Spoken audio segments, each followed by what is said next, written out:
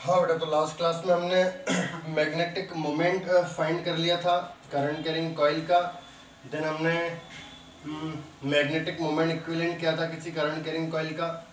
और last to last हमने magnetic moment of revolving electron find किया था। करेक्ट। आज हमें जो डिस्कस करना है बेटा वो होगा हमारा क्या गैल्वेनोमीटर, ठीक है, एमीटर एंड वोल्टमीटर। ये तीनों चीज़ें क्या होती हैं इनके बारे में हमें डिस्कस करना है। चलिए, तो सबसे पहले हम स्टार्ट करते हैं बेटा यहाँ पर एक डिवाइस, ठीक है, जिसको हम बोलते हैं क्या, गैल्वेनोमीटर। व्हाट?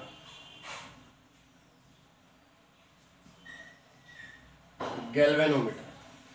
अब ये गैल्वेनोमीटर होता क्या है बेटा?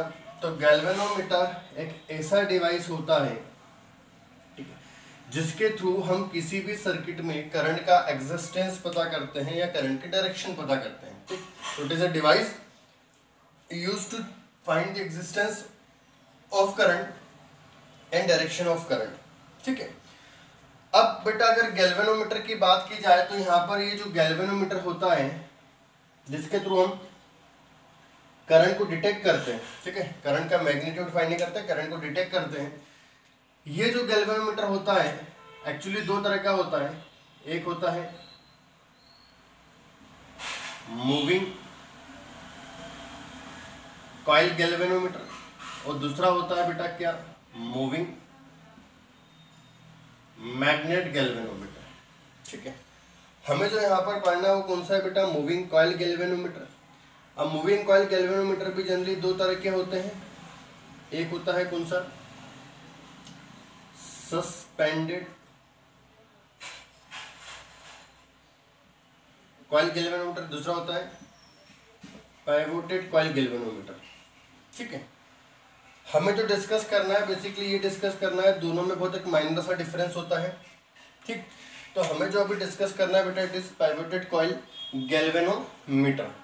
ठीक, तो डिफरेंस देख लेते हैं मूविंग कॉइल गैल्वेनोमीटर और मूविंग मैग्नेट गैल्वेनोमीटर में। क्या होता है बेटा, मूविंग कॉइल गैल्वेनोमीटर में जो आपका कॉइल होता है, जो हम पढ़ चुके थे already torque acting on current carrying coil में, वो वाला जो कॉइल होता है आपका वो मूविंग कंडीशन में होता है, मतलब रोटेट करता है। वहीं अगर हम मूविंग मैग्नेट की बात करते हैं तो इन मूविंग मैग्नेट गैल्वेनोमीटर जो आपका मैग्नेटिक फील्ड होता है वो वेरी करता है। ठीक, तो यहाँ पर जो हमें कॉन्सेप्ट पढ़ना है मैग्नेटिक फील्ड वेरी वाला कॉन्सेप्ट नहीं पढ़ना है, हमें मूविंग कॉइल वाला कॉन्सेप्ट पढ़ना है और मूविंग कॉइल में हमें पाइवोटेड कॉइल पढ़ना है। अब अगर हम बात करते हैं कि इसका कंस्ट्रक्शन किस तरह से होता है तो बड़ा सिंपल सा कंस्ट्रक्शन है। इसमें यहाँ पर, ठीक है, दो मैग्नेटिक पोल्स होते हैं, north and south pole, they will create strong magnetic field. ठीक, और ये जो मैग्नेटिक पोल्स होते हैं जनरली ये कॉन्केव शेप में कट होते हैं, इस तरह से। कॉन्केव शेप में कट होने का कारण क्या है वो मैं आपको डिस्कस करूंगा। ठीक है, ये जो हमारे मैग्नेटिक पोल्स होंगे they are cut in the concave shape. आप चाहे तो इसे 3D डायग्राम जिसका ऐसे ले सकते हैं।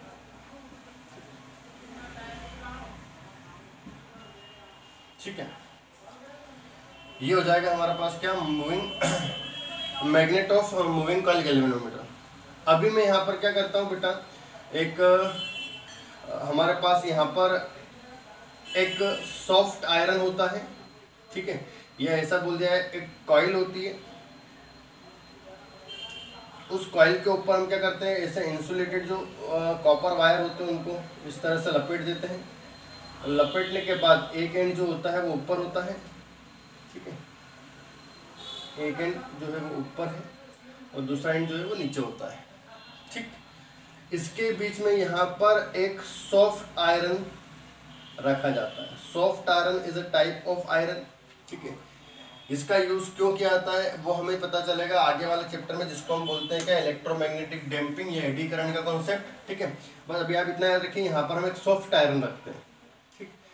हाँ, उसके बाद क्या होता है बेटा, यहाँ पर इसको पाइवोट करने के लिए, मतलब इसको सपोर्ट देने के लिए यहाँ पर दो पाइवोट्स लगे होते हैं इस तरह से, ठीक, नेल्स लगे होते हैं समझ लीजिए। और ये जो वायर होता है जो निकला इसको इस तरह से इसे यहाँ पर लपेट दिया जाता है। सिमिलरली यहाँ पर भी सपोर्ट देने के लिए ऐसे दो नेल्स लगे होते हैं, ठीक, और यहाँ पर भी इसको ऐसे, ठीक, यहाँ पर जो हमारा यह होता है ये वाला एंड, इसको हम टर्मिनल 1 बोलते हैं और इस वाले एंड को हम टर्मिनल 2 बोलते हैं।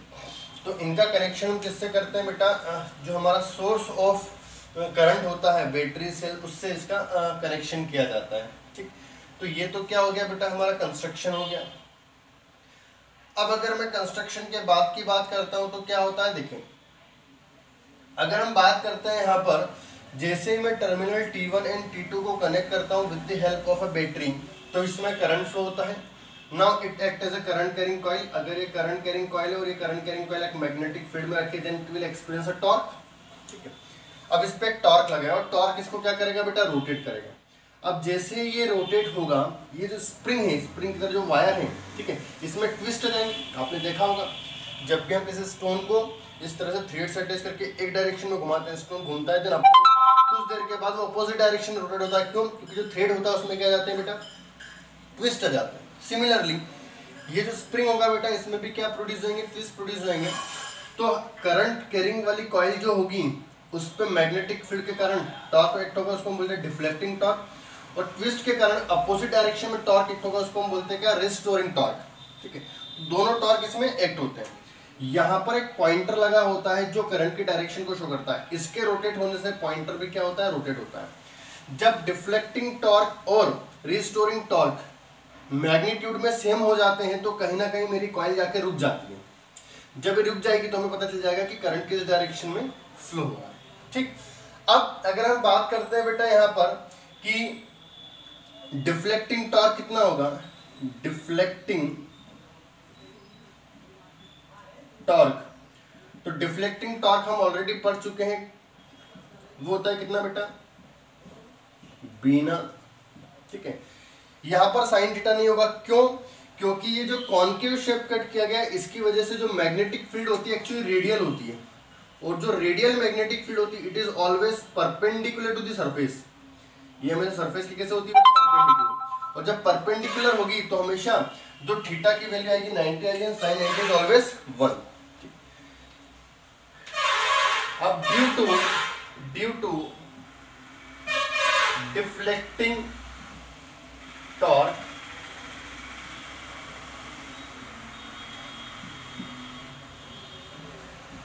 twist is produced in coil which create restoring torque. वो क्या क्रिएट करता है बेटा, रिस्टोरिंग टॉर्क क्रिएट करता है। जो रिस्टोरिंग टॉर्क हो जाएगा वो क्या हो जाएगा बेटा मेरा, K इंटू फाई। अभी K क्या होता है, दिस केस प्रोपोर्शनलिटी कांस्टेंट, कोई भी कांस्टेंट होगा। फाई क्या होता है, एंगल ऑफ ट्विस्ट, कितने एंगल का इसमें ट्विस्ट आया। इन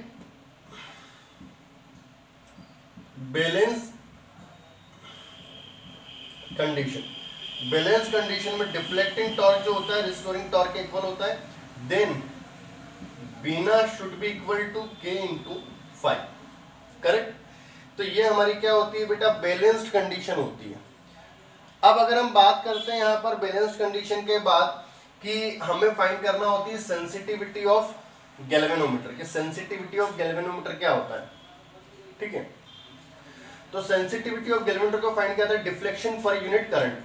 तो अगर मैं डिफ्लेक्शन पर यूनिट करंट की बात करता हूँ, मतलब फाई बाय आई को डिवाइड कर देंगे तो आंसर आ जाएगा BNA/K। This is called sensitivity and this phenomenon is called sensitivity of galvanometer। ठीक है, तो बेटा अगर हम सेंसिटिविटी की बात करते हैं तो सेंसिटिविटी होता क्या है, सेंसिटिविटी हमें डिफाइन करता है कि जो मेरा गैल्वेनोमीटर है वो कितना सेंसिटिव, सेंसिटिव मींस वो कितना मिनिमम करंट भी मेजर कर पा रहा है, इसी को हम क्या बोलेंगे, सेंसिटिविटी बोलेंगे। ठीक है, जैसे फॉर एग्जांपल अगर मैं ज़्यादा करंट फ्लो कर रहा हूँ फिर भी डिफ्लेक्शन नहीं आ पा रहा है या कम आ रहा है, इसका मतलब गैल्वेनोमीटर की सेंसिटिविटी कम होगी। बट अगर मान लीजिए स्मॉल करंट फ्लो करने पर भी ज़्यादा डिफ्लेक्शन आ रहा है, पर्टिकुलर डिफ्लेक्शन आ रहा है, इसका मतलब मेरा जो गैल्वेनोमीटर है इट इज़ मोर सेंसिटिव। अब बात आती है कि अगर मुझे सेंसिटिविटी इंक्रीज करना है तो सेंसिटिविटी को इंक्रीज करने के लिए हमें क्या करना होगा। तो बेटा सेंसिटिविटी को इंक्रीज करने के लिए मुझे BNA को इंक्रीज करना होगा और K को डिक्रीज करना होगा। व्हाट इज B होता है मेरे पास मैग्नेटिक फील्ड इंटेंसिटी, ये जो प्रोवाइड कर रहे हैं बार मैग्नेट्स। ठीक है, वो इंक्रीज होना चाहिए। ये जो नंबर ऑफ टर्न्स होते हैं ये इंक्रीज होना चाहिए। एरिया जो होता है कॉइल का, एरिया ऑफ क्रॉस सेक्शन, वो इंक्रीज होना चाहिए। और स्प्रिंग कांस्टेंट की जो वैल्यू है बेटा वो क्या होनी चाहिए, कम होनी चाहिए। ठीक, तो हम सेंसिटिविटी को इंक्रीज कर सकते हैं। अब अगर यहाँ पर बात की जाए कि मान लीजिए कि फॉर एग्जांपल सस्पेंडेड की बात करता हूँ, सस्पेंडेड कॉइल गैल्वेनोमीटर में क्या होगा, तो बड़ा नॉर्मल सा कॉन्सेप्ट है, डिफरेंस कुछ नहीं है।